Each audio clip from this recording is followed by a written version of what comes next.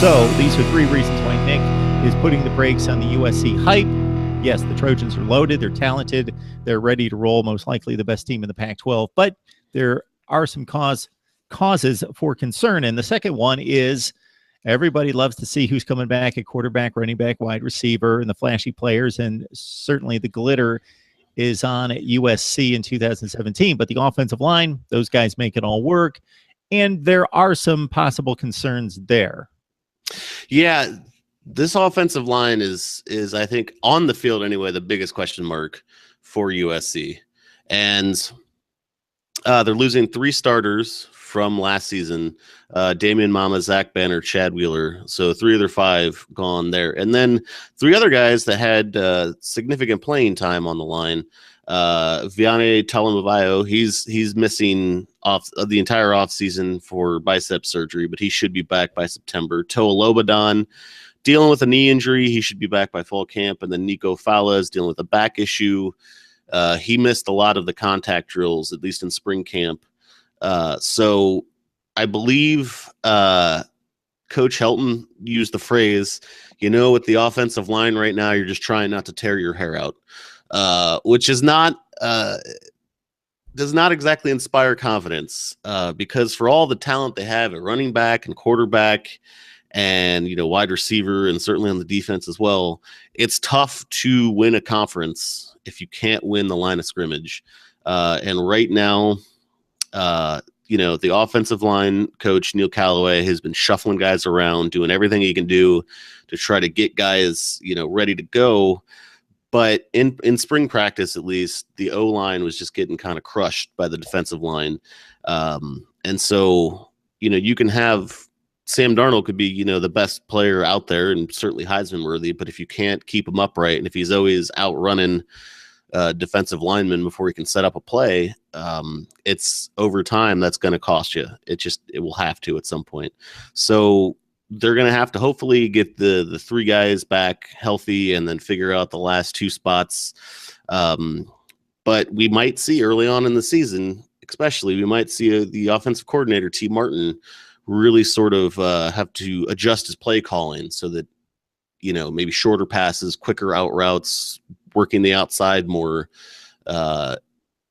in case the offensive line just isn't winning the battles up front. And if that's the case, now you're off your main plan, and, Clay Helton loves balance on offense. He's not going to be able to do that.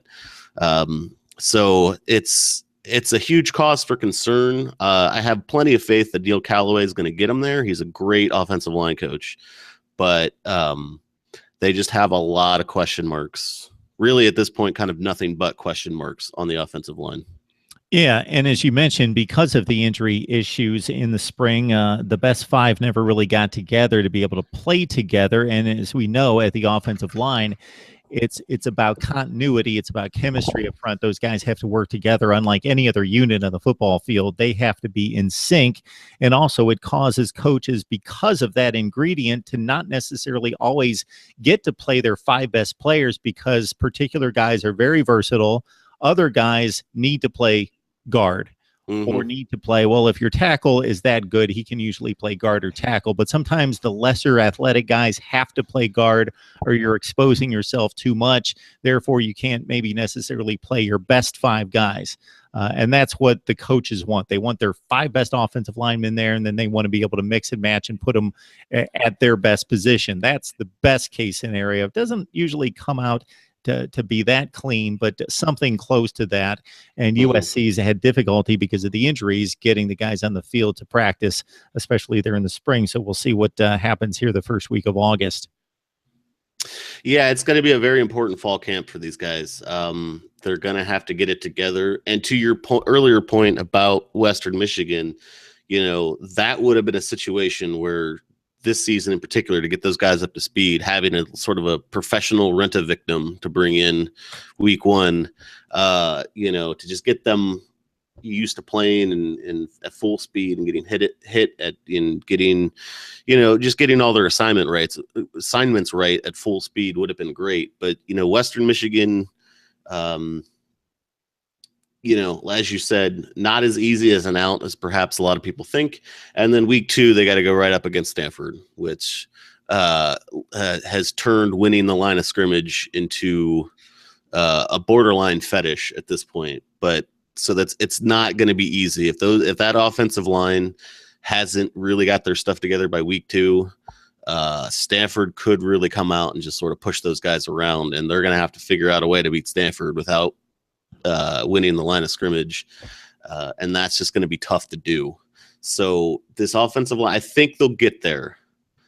But the question is, how bad is it going to get before they get there? And how much risk are you putting your quarterback in, your Heisman candidate quarterback in every single play until they get there? And so it's going to be difficult. I think that's the biggest area of concern, because if you take out, the passing game and you can't really open up running lanes, all the Sam Darnolds in the world probably can't do enough to, help you. So they're going to have to figure it out on O-line, but I think they'll get there. I'm hoping they'll get there.